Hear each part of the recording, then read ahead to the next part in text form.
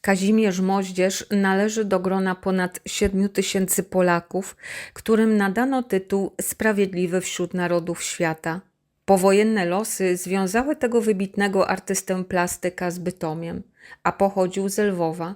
Urodził się 19 lutego 1918 roku.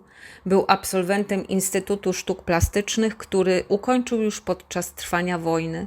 W 1942 roku pomógł wydostać się z getta, a potem z Lwowa koleżance ze studiów Elżbiecie Nadel i jej rodzicom, lekarzom Reginie i Aronowi.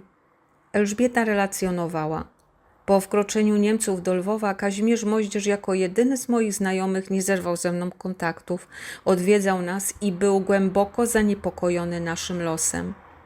W innym miejscu dodawała: do Warszawy dotarliśmy dzięki Kazimierzowi, który z narażeniem życia eskortował nas tam i pomógł w znalezieniu mieszkania.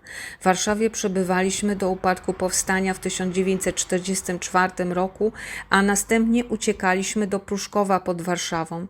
Tam pracowałyśmy razem z matką jako pielęgniarki w szpitalu dla rannych. Ojciec Elżbiety Nadel zmarł przed wybuchem Powstania Warszawskiego. Po wojnie wraz z matką utrzymywała się z wykonywania makram. Z braku informacji o krewnych, którzy mogli przeżyć wojnę, wyemigrowały najpierw do Czechosłowacji, a w 1948 roku wyjechały do Izraela. Elżbieta wyszła za mąż, zmieniła imię i nazwisko. Eliszewa Landau była potem cenioną artystką. Stworzyła ilustracje do niemal 100 książek i czasopism. Drugą z uratowanych przez Kazimierza Moździerza i jego siostrę Helenę była Jala Helen Korwin, Jala Meisels, malarka i poetka. Studiowała z Elżbietą Nadel i Kazimierzem Moździerzem w Instytucie Szkół Plastycznych w Lwowie. Matka Jali była księgową, ojciec zaś nauczycielem religii i historii. Po wybuchu wojny ojciec rozpoczął pracę w studio fotograficznym. Cała rodzina trafiła do getta. Rodziców deportowano w 1942 roku do obozu zagłady w Bełżcu. Jala relacjonowała, że przemieszczając się po tym traumatycznym wydarzeniu po aryjskiej stronie miasta bez opaski, przypadkowo spotkała Kazimierza Moździerza. Poprosiła o dokumenty jego siostry Heleny, bo były w podobnym wieku. Nie liczyła na pomoc, jednak, jak mówiła, Kazik przyszedł i przyniósł mi jej paszport i akt urodzenia. Pracowała potem aż do zakończenia wojny w fabryce amunicji. Następnie wyjechała do Francji, do swojej ciotki. W 1956 roku wraz z mężem i dziećmi wyemigrowała do Stanów Zjednoczonych.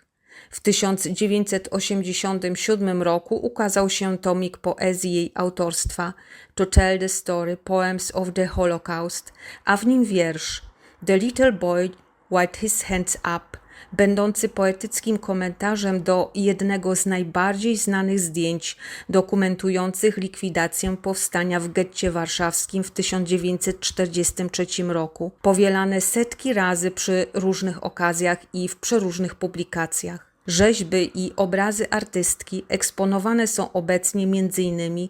w Muzeum Holokaustu w Waszyngtonie. W 1987 roku Eliszewa Landau i Jala Korwin wystąpiły do Instytutu Yad Vashem o uhonorowanie Kazimierza Moździerza i jego siostry Heleny Medalem Sprawiedliwych wśród Narodów Świata.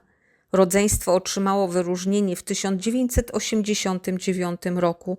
Jest ono opatrzone numerem 4219. W październiku 1945 roku Kazimierz Moździerz wraz z żoną Jadwigą został ekspatriowany z Lwowa.